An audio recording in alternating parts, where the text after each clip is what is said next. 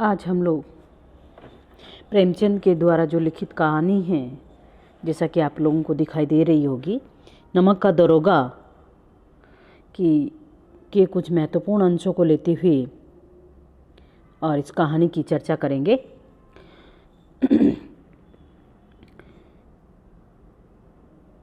कहानी के साथ ही मैं शुरू करती हूँ।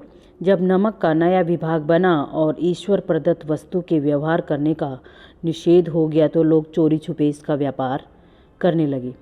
अनेक प्रकार के छल प्रपंचों का सूत्रपात हुआ। कोई घूस से काम निकालता था, कोई चालाकी से।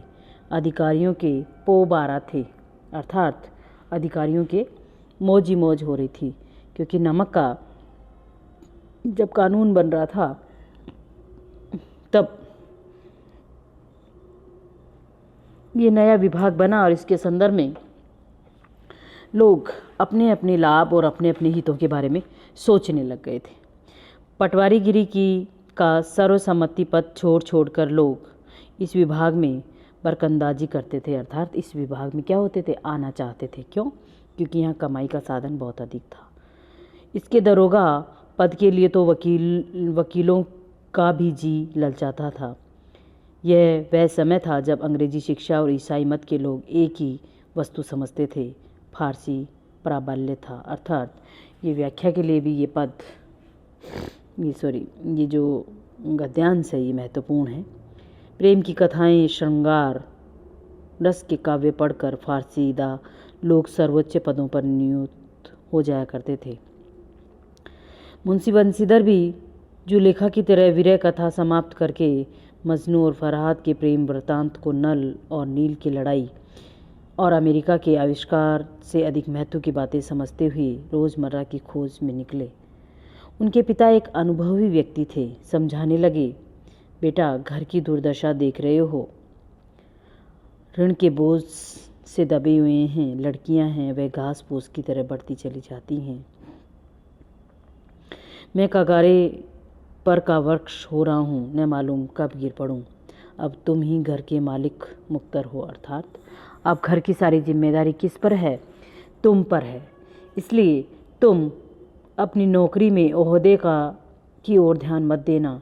यह तो पीर का मजार है, अर्थात निगाह चढ़ावे और चादर पर रखनी चाहिए, जिससे व्यक्ति का उनकी नज़रों में विकास हो सके। ऐसा काम ढूंढना जहां ऊपरी आय हो। मासिक वेतन तो पूर्णिमासी का चांद है, अर्थात वेतन तो पूर्णिमासी का चांद है। जिस तरह से निरंतर दिन प्रतिदिन ये क्या हो जाता है, दिन आते आते खर्चते खर्चते जो है महीने के आखिरी तक पूरी तनख्वाह खत्म हो जाती है। जो एक दिन दिखाई तो देता और घटते घटते विलुप्त हो जाता है, अर्थात आती है उस दिन तो बहुत सारे लगते हैं, परंतु पूरे महीने भर के खर्चे के हिसाब से वह ऐसे लुप्त होता है कि पता ही नहीं चलता कहाँ खर्च हो गई है। इसी में तो उसमें वृद्धि नहीं होती। ऊपरी आमदनी ईश्वर देता है, इसी से उसकी बरकत होती है। अर्थात जो ऊपरी आमदनी जो रोज़ आती रहती है उससे क्या है, व्यक्ति सोचता है कि मैं इससे खर्चा चला लूँ और मेरी जो तनख्वाह है, जो मेरा वेतन है, वो क्या हो जाए, सेफ रह जाए, सुरक्षित रह जाए। तो बंसीधर के पिता उसको समझा रहे हैं।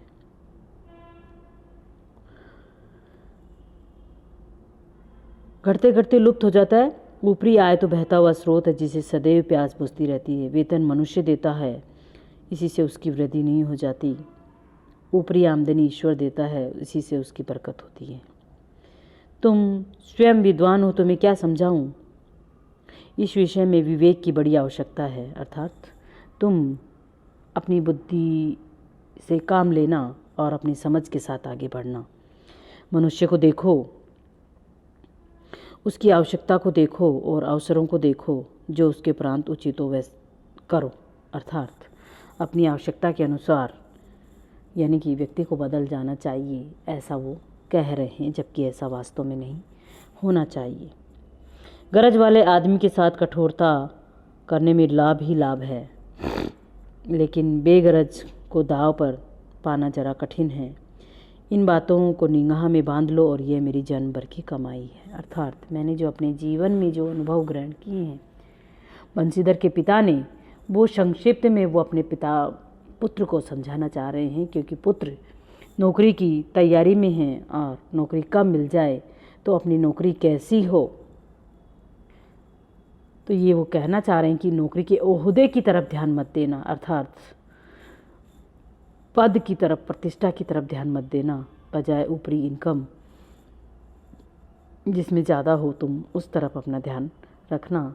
तो ये है कि बेटा व्यक्ति अपनी सोच और अपने अनुभवों के आधार पर अपने विवेक से काम करता है। इसीलिए बंशीधर के पिता ने जीवन भर जैसा देखा, जीवन भर अभावों में जिया, और जो कुछ लोग सुख सुविधा संपन्न और जिनके यहाँ ऊपरी इनकम थी उन्होंने उनको फलीभूत देखा, तो उनका अनुभव वैसा ही कुछ कह रहा है। परंतु बंशीधर अपने जीवन में क्या करते हैं ये आगे हम लोग देखेंगे। इस उपदेश के बाद पिताजी ने आशीर्वाद दिया। बंशीधर आज्ञाकारी पुत्र थे, ये बातें ध्यान से सुनी, तब घर से चल खड़े हुए। इस विस्तृत संसार में उनके लिए धैर्य अपना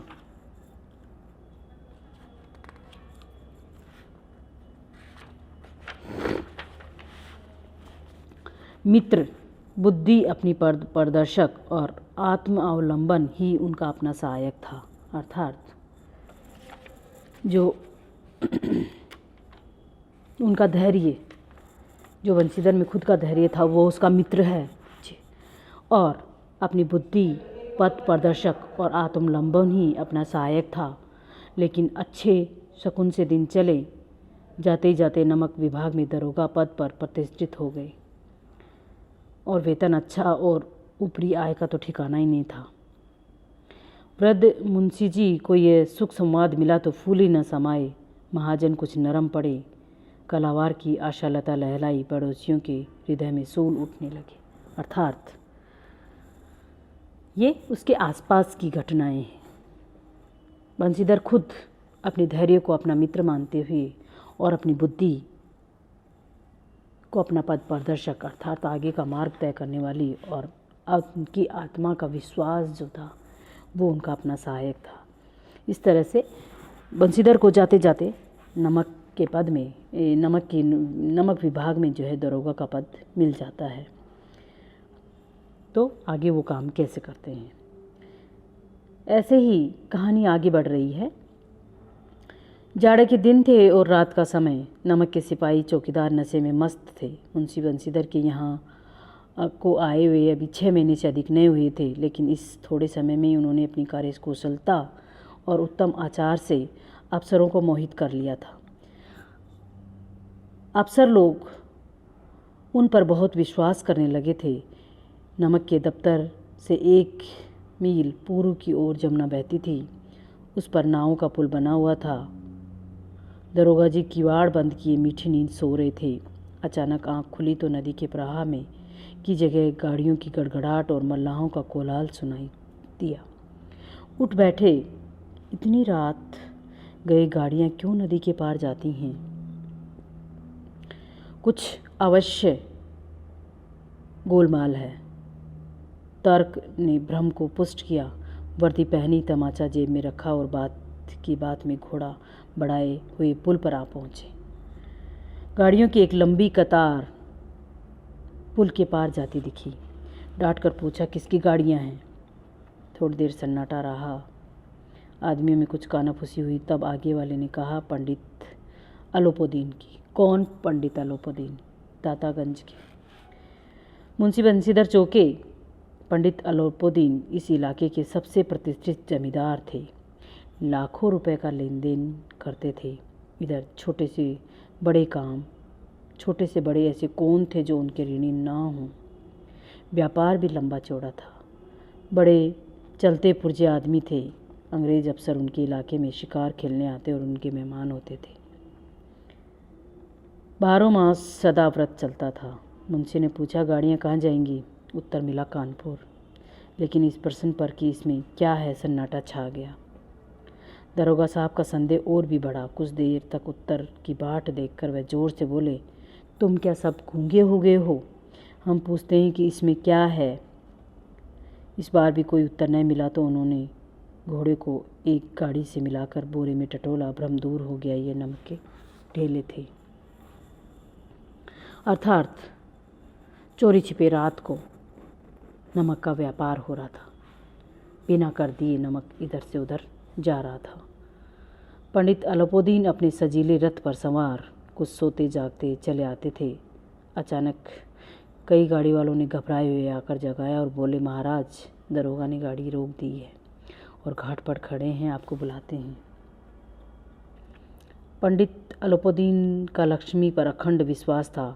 वह कहा करते थे कि संसार का तो कहना ही क्या, स्वर्ग में भी लक्ष्मी का ही राज्य है, और यह कहना यथार्थ ही था।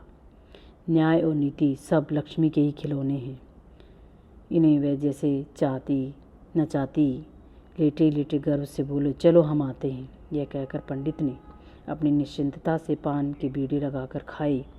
फिर लिहाफ ओढ़े हुए दरोगा के पास आकर बोले, बाबूजी आशीर्वाद, कहिए हमसे ऐसा कौन सा अपराध हुआ कि गाड़ियाँ रोक दी गई?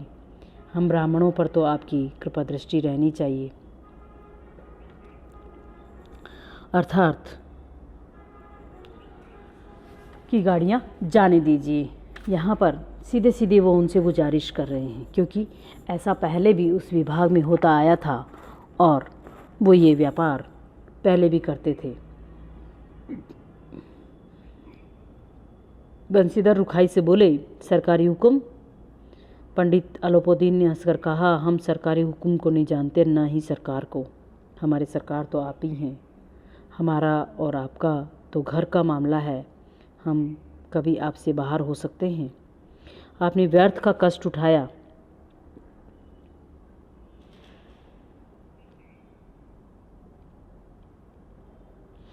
यह तो हो ही नहीं सकता कि इधर से जाएं और इस घाट के देवता को भेंट न चढ़ाएं।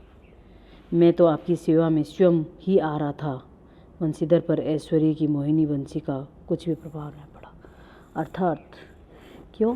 क्योंकि जो पहले भी जो अफसर थे, जहाँ इस पद पर रह रहे थे, वो कुछ रिश्वत के तौर पर लेकर के और उनके व्यापार को करने देते थे। तो वंशीधर जी कह रहे हैं, अब अलोपुद्दीन जी कह रहे हैं कि हम तो खुद ही आ रहे थे आपके पास। ऐसा थोड़ी होता कि हम आपके पास कुछ ना रख के जाएं।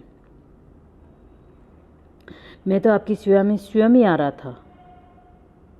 परंतु वंशीधर पर ऐश्वर्य की मोहिनी वंशी का कुछ भी प्रभाव नहीं पड़ा। अर्थात ईमानदारी की नई उमंग थी। कड़क कर बोले, हम उन नरमक हरामों में नहीं हैं जो कोड़ियों पर अपना ईमान बेचते फिरते हैं। आप इस समय हिरासत में हैं।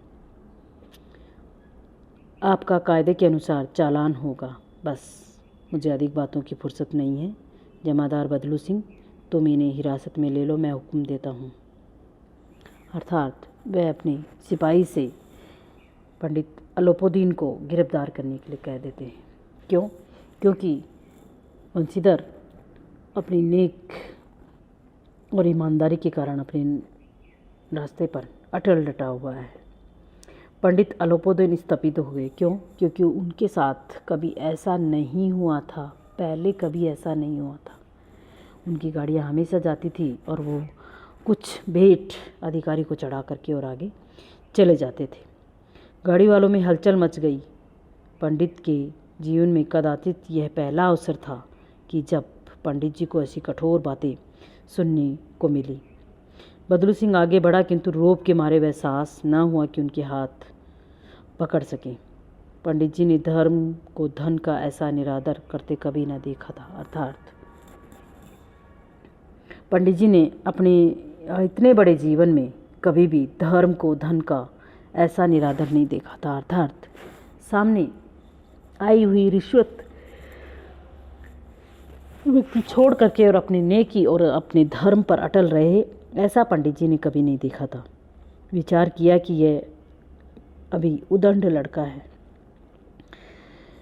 मोह माया के जाल में नहीं पड़ा है, अल्लड़ है, झिझकता है। बहुत दीन भाव से बोले, बाबू साहब ऐसा ना कीजिए, हम मिट जाएंगे, इज्जत धूल में मिल जाएगी।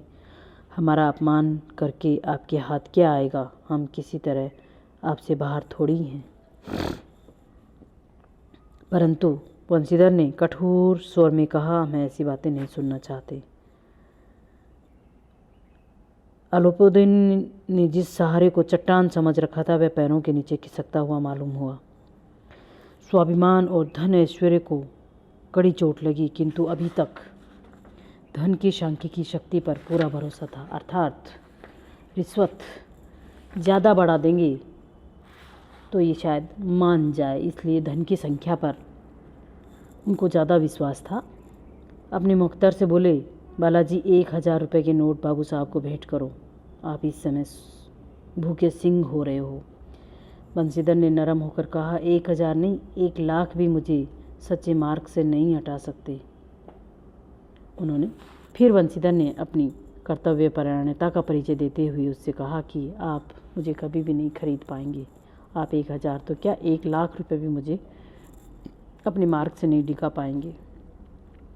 धर्म की इस बुद्धिहीन दृढ़ता और देव दुर्लभ त्याग पर मन बहुत झुंझलाया, अर्थात धर्म की अपनी जो अडिग बात है उस पर डटे रहना पंडित अलोपुदीन को बंशीधर की बुद्धिहीनता मालूम हुई, परंतु और इस देव दुर्लभ त्याग का अर्थात इतनी बड़ी आई हुई भेंट को सहर्ष स्वीकार करना जो कि मुश्किलों से मिलती है, यहाँ पर पंडित अलोपुदीन का माथा बहुत ठनकता है। अब दोनों शक्तियों में संग्राम होने लगा। धन ने उछल उछल कर आक्रमण करना शुरू कर दिए, अर्थात और अधिक राशि वो उसमें बढ़ाते चले गए। 1 से 5, 5 से 10, 10 से 15, 15 से 20,000 रुपये तक की नौबत पहुंची। किंतु धर्म अलौकिक वीरता के साथ बहुसंख्यक सेना के सम्मुख अकेला पर्वत की तरह भांति अटल व अविचलित खड़ा था। इसलिए बिल्कुल धर्म परायणता और वंशीधर की ईमानदारी उनके थोड़े से उस लालच में बिल्कुल भी नहीं आती है और वो बिल्कुल निस्थिर और अटल होकर के खड़े थे। अलोपुदीन निराश होकर बोले, अब इससे अधिक मेरा साहस नहीं है, आगे आपको अधिकार है। वंशीधर ने अपने जमादार को ललकारा। बदलू सिंह मन में दरोगा जी को गालियां देता हुआ पंडित अलोपुदीन की ओर बढ़ा। पंडित जी घबरा कर 2-3 कदम पीछे हट गए, अर्थात मुझे ये हथकड़ियाँ नहीं लगनी चाहिए, परंतु क्या हुआ। अत्यंत दीनता से बोले, बाबू साहब ईश्वर के लिए मुझ पर दया कीजिए, मैं 25,000 पर निपटारा करने को तैयार हूँ। परंतु वंशीधर कहते हैं, संभव बात 30,000 पर किसी तरह भी संभव नहीं। क्या 40,000 पर भी नहीं? 40,000 नहीं 40 लाख पर भी असंभव है। बदलू सिंह, इस आदमी को हिरासत में ले लो, अब मैं एक शब्द नहीं सुनना चाहता हूँ। यहाँ पर बंशीधर अपनी कर्तव्य परायणता और ईमानदारी के वशीभूत होकर के अपने कार्य को निष्ठा के साथ कर रहा था, जिसको कि इस छोटे से लेकर के बड़े लालच तक को भी नहीं हिला पाता है, उसके मन को कमज़ोर नहीं कर पाता है। धर्म ने धन को पैरों तले कुचल डाला और अलोपुदीन ने एक हष्टपुष्ट मनुष्य को हथकड़ियाँ लिए हुए अपनी तरफ आते हुए देखा। चारों ओर निराशा व कातर दृष्टि से लोग देखने लगे। इसके बाद वो मूर्छित होकर के गिर पड़े, अर्थात अलोपुदीन को ये सहन ही नहीं हुआ कि उनके साथ कोई व्यक्ति ऐसा कर सकता है। इसलिए ये एक अपने मार्ग पर इतनी दृढ़ता के साथ खड़े रहना, ये भी अपने आप में एक धर्म है व्यक्ति का, क्योंकि जिस कर्तव्य का पालन आप कर रहे हो, जो कर्तव्य आपको दिया गया है, वही आपका धर्म है। इसलिए वंशीधर अपने धर्म का निर्वहन करते हुए, अर्थात अपने कर्तव्य का निर्वहन करते हुए, सही मार्ग का चयन करते हुए, अपनी बुद्धि के बल पर और अपनी आत्मा की आवाज़ को सुनते हुए अपना काम सही कर रहा है। इसके आगे का अंश हम लोग जो है कल पढ़ेंगे।